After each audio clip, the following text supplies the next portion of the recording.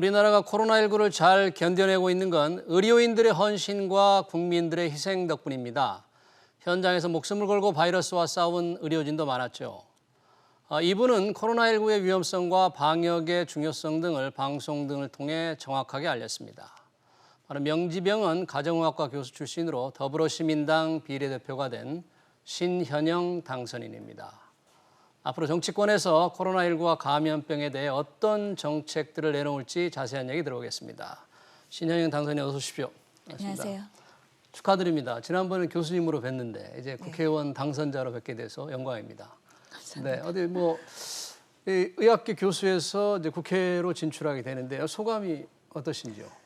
많이 떨리기도 하고요. 네. 걱정도 많이 됩니다. 네. 그만큼 이번 선거를 통해서 국민들께서 지지를 해주신 거는 코로나19를 잘 극복하라는 메시지로 받아들이고 있거든요. 네. 그만큼 국회에 들어가게 되면 얼마나 감염병에서 안전한 국가를 만들어야 되는지 그 책임감과 무게감이 있는 상황입니다. 네. 평소에 뭐 정치권에 관심이 좀 있으셨습니까? 갑자기 진출하신 건가요? 아니면 생각이 좀 있으셨나요?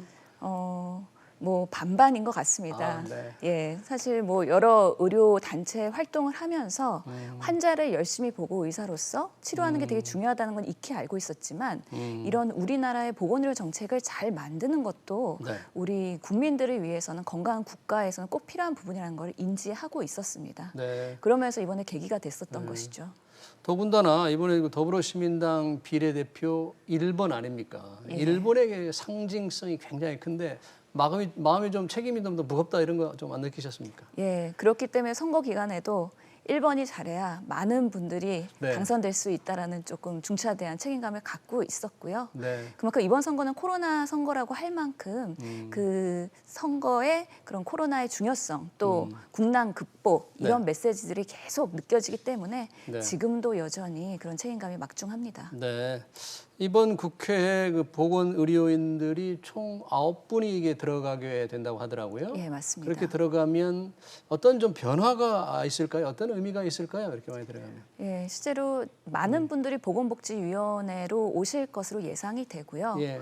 더더욱이 이 코로나19의 감염병에 대응해서 우리나라 보건의료 시스템을 어떻게 재건할 것이냐 네. 이런 부분에 많은 관심을 가지고 오시는 걸로 알고 있습니다. 네. 그러면서는 기존의 메르스 사태에서 감염병에 대한 여러 가지 그래도 개선이 있었지만 그동안에 미진했던 것들을 어떻게 더 보수하고 더 발전시킬 거냐에 대한 논의를 이제 건설적으로 해야 되는 시점이라고 봅니다. 우리 신현영 당선인께서는 그와 관련해서 지금 생각하시는 앞으로 국회 활동에서 어떤 걸 해야 되겠다. 지금 혹시 생각하시는 게 있으신지? 예. 그래서 이제는 감염병이 단순히 한 번 오는 게 아니라 반복적으로 장기화될 수 있다는 것은 누구나 알고 계시는 부분입니다. 네. 이렇게 감염병이 불시에 찾아오더라도 우리가 안전하게 대응할 수 있는 유연한 의료 시스템이 필요할 것 같고요. 네.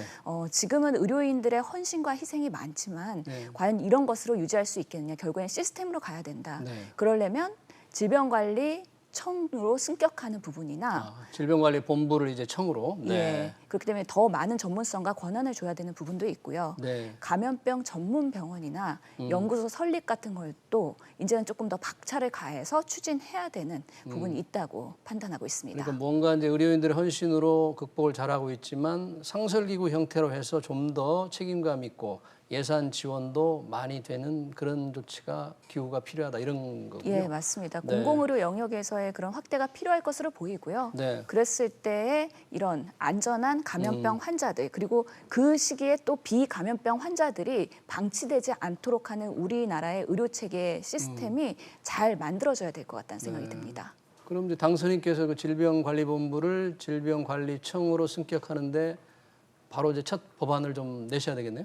예, 그렇게 계획을 하고 있습니다. 네, 그럼 야당도 뭐 협조를 할 수밖에 없겠죠. 어떻습니까? 예. 야당도 뭐 그런 부분에 대해서. 선거 기간 동안에 이렇게 조사를 해보니까 네. 질병관리청으로 승격하는 거에 대해서 주요 5개 정당이 찬성한다고 입장이 나왔습니다. 그만큼 이런 것들은 당에 관계없이 우리나라의 그런 국민 건강을 위한 것이기 때문에 네. 건설적인 토의와 합의가 있을 거라고 기대를 하고 있습니다. 네, 이번에 이제 그 사회로 이제 총선을 치르면서 많이 노력을 하셨는데 그 과정에서 코로나19의 정부 대응책을 평가해볼 때 상당히 긍정적인 평가는 많았는데 뭐 아주 잘한 거 또는 조금 이게 미흡한 부분도 좀 있었을 텐데 어떻게 예. 평가를 하십니까? 뭐 잘하는 칭찬을 많이 했으니까 네, 미흡한 미흡한 거를 건, 말씀을 드리자면은 우선은 뭐 아무래도 우리가 코로나19에는 그 바이러스의 속성을 몰랐기 때문에 완벽할 수는 없었다는 거는 네. 누구나 이해를 할 것입니다. 그래서 빠르게 매뉴얼을 업데이트를 하고 네. 전문가의 의견을 잘 수렴했다는 면에서는 긍정적이지만 그래도 아쉬운 부분이 있다 하면은 이런 우리가 1만 명의 환자들에 대한 중증도에 대한 대응 아, 예, 그리고 이들을 어떻게 체계적으로 전원 시스템을 해서 입원을 할 것이냐, 생활치료센터로 갈 예. 것이냐에 대한 컨트롤 타워가 조금 아쉬웠던 부분이 아쉬웠다. 있고요. 네. 그리고 이 1만 명의 환자들에 대한 임상 경험이 예. 또 이제 데이터화돼서 연구와 산업에도 활용이 될 수 있는 부분까지 연계가 될 수 있는 이런 체계적인 시스템이 앞으로는 마련되어야 된다라는 필요성을 느끼고 있습니다. 네, 그렇군요. 예. 코로나19 확진 상황으로 좀 넘어가 보고 싶은데 어제는 이제 전체는 9명, 우리 지역 감염은 1명이었고 그 전날 그제는 4명밖에 안 나왔는데 지역 감염이 1명도 없었어요. 예. 뭐 거의 이제 위험한 상황 다 지나간 건 거죠? 이 정도면? 그렇기 때문에 우리가 2월 달, 3월 달에 그 많은 피크를 통해서 예. 많이 빠른 대응을 했었는데 안정화되었다는 면에서는 매우 고무적입니다. 또 날씨가 따뜻해지면서 유동량도 늘어났고요. 예. 여러 가지 선거 등 그런 이벤트들이 있었는데도 불구하고 더 늘고 있지 않다는 것 자체가 우리나라는 많이 안정됐다는 겁니다. 예. 그만큼 5월 달에도 잘 해야 되겠다는 책임감이 있고요. 예. 예, 또 언젠가 발생할 수 있는 피크를 대비하기 위한 시설 점검이나 장비 등 구축, 여러 가지 매뉴얼 점검들을 해야 되는 시간이라고 보이는 거죠. 네. 언제가 발생할지도 모를 것이 다시 대비를 해야 된다 그러는데 우리 같은 경우는 이제 극복을 했다지만 여름이 지나고 이제 가을이나 겨울이 돼서 다시 코로나가 창궐할 가능성을 상당히 경고하는 분들이 많은데 우리 신현영 당선인은 어떻게 예상을 하시는지요? 예, 가능성 있다고 보고 준비해야 된다고 생각을 합니다. 바이러스가 워낙에 그런 건조하고 추운 날씨에 더 이렇게 생존력이 강해질 수 있기 때문에요. 예. 독감과 같이 겨울마다 찾아오는 손님이 될 수도 있다는 것이죠. 아, 그만큼 아직까지는 아주 안 좋은 손님인데 그거는. 예, 네. 코로나19에 대한 치료제와 백신이 없기 때문에 예. 더더욱이 독감보다 더 대응하는데 아무래도 어려움이 있을 수 있다.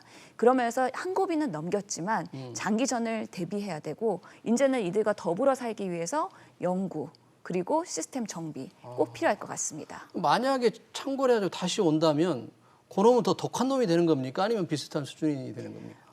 모든 가능성 열고선 봐야 되는데요. 네. 비슷한 놈이 찾아왔을 때는 이미 면역력을 갖고 있는 사람들은 조금 더 유연하게 대책을 예. 마련할 수 있겠지만 예.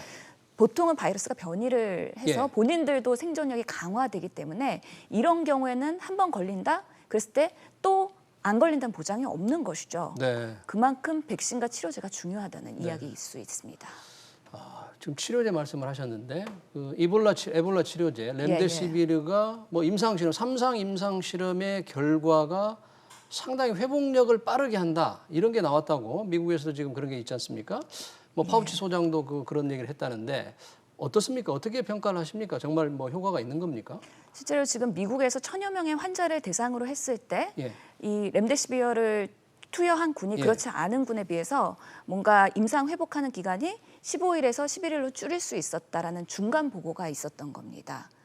회복 기간이 줄었다는 15일. 거죠? 예, 15일이었다가 11일로 줄였다. 15일, 4일 정도, 11일. 31% 줄였다고 하는 겁니다. 네. 그래서 치료제의 효과에 대한 중간 보고가 나온 거긴 한데요. 예.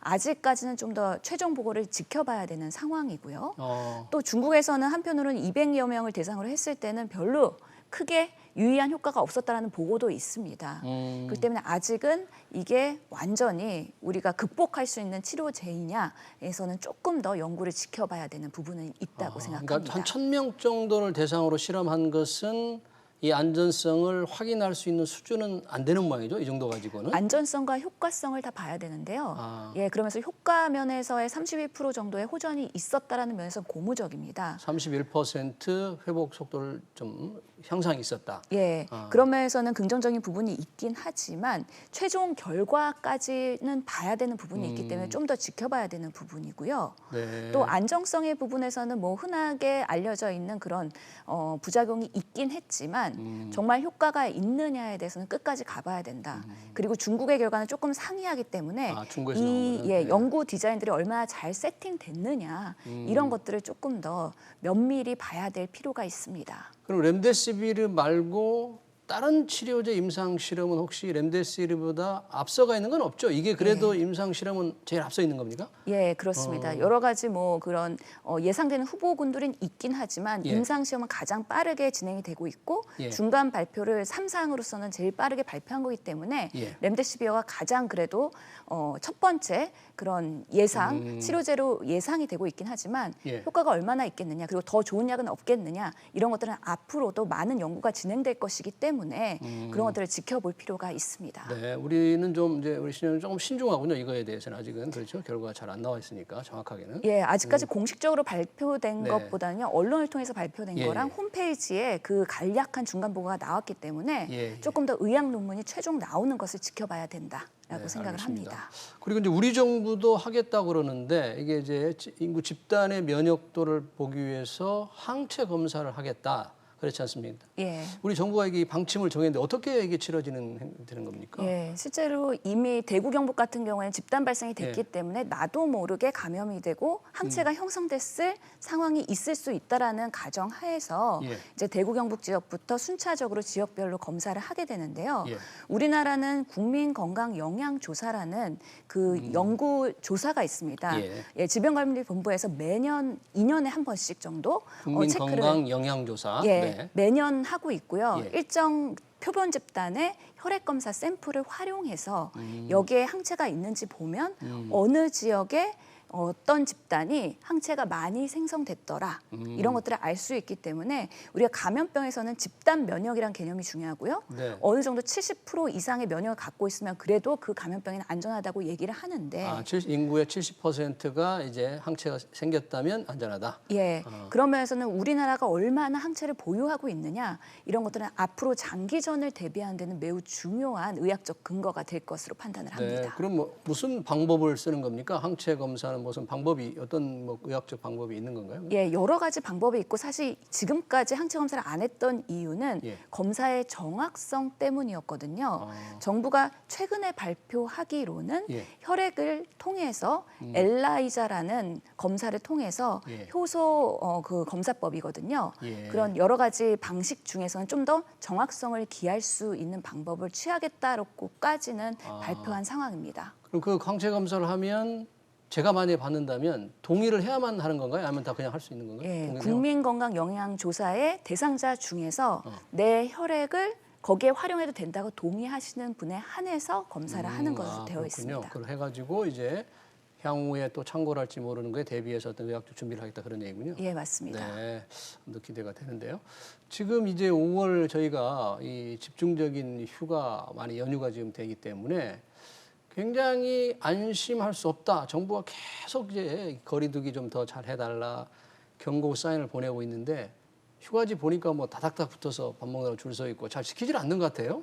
예. 네. 너무 좀 느슨해진 게 아닌가 벌써. 예, 그동안 국민들이 많이 답답하셨던 것 같습니다. 그래서 네. 이제 야외로 여러 가지 여행지를 찾고 계시는데 예. 그래도 항상 우리가 아직까지는 안전하지 않다는 거를 유념하시고요. 예. 혹시나 내 주변에도 예. 그런 바이러스 보유자가 있을 수 있다라는 가정 하에서 예. 그래도 사회활동 하더라도 일정한 거리두기를 하셔야 되는데 내 팔 양 간격으로는 그리고 팔양 간격으로. 예, 네. 상대방의 침이 튀기지 않도록 밀접 네. 접촉하지 않도록 하는 네. 어느 정도의 그런 예방 수칙은 예. 꼭 유지하시면서 생활하셔야지 우리가 다시 예전으로 돌아가지 않는다. 그리고 이제 순차적으로 우리가 포스트 코로나에 있어서 온라인 계약도 등교 계약으로 전환할 수 있고 사회활동을 하나씩 재개할 수 있다라는 것, 온 국민의 동참이 필요한 부분입니다. 사실 지금 학생들이 굉장히 관심이 많은 것 같아요. 온라인 계약 상태인데 제대로 이제 공부가 잘 안 돼요. 그러니까 예. 오프라인 제대로 계약을 해야 되느냐 말아야 되느냐는 중대한 결정을 지금 정부가 앞두고 있는데 예. 이게 뭐 지금처럼만 확진자가 안 나온다면 계약 결정으로 갈 수도 있겠지만 의학계에서는 어떻게 권고를 할지 궁금해요. 온라인 계약을. 예, 마냥 그래도 온라인 수업만 예. 할 수 없다는 현실을 인정한다면 예. 당연히 등교 계약을 안정한 상태에서는 고려할 수 있는 거고 지금부터 준비를 해야 된다고 봅니다. 하지만 계약했을 때 발생할 수 있는 집단 발생을 어떻게 예방할 것이냐. 그랬을 때는 학교에서의 대응 매뉴얼이 있어야 될 것 같고요. 네. 특히나 증상 있는 학생이나 선생님들은 예. 빠르게 조치를 취할 수 있는 시스템이 있어야 안전하게 집단 감염 발생을 예방할 수 있다. 그러면서 사전 조치가 매우 중요할 것 같습니다. 네, 알겠습니다. 마지막으로 이제 국회가 개원을 이달 말에 이제 개원을 하지 않습니까? 가서 하면은 이제 질병관리본부를 층으로 옮기는 법안도 있을 테고 꼭 하고 싶다. 네, 4년간의 임기 중에서 이런 일을 좀 하고 싶다는 걸 좀 법을 좀 말씀해 주시죠. 예. 네. 그래서 감염병 시스템 관련한 법안은 당연히 제가 총력을 다해야 할 것으로 보이고요. 네. 그 외에도 제가 그 청년이고 또 두 아이 엄마로서 여성입니다. 네. 그렇기 때문에 이런 성평등뿐만 아니라 여러 가지 젊은 세대에서 고민하고 있는 삶의 그런 이슈들에 대해서도 같이 들여다보고 예. 목소리를 내도록 하겠습니다. 네, 알겠습니다. 앞으로 국회 의정 활동에서 큰 성과를 거두길 기대하겠습니다. 지금까지 신현영 더불어시민당 비례대표 당선인이었습니다. 고맙습니다.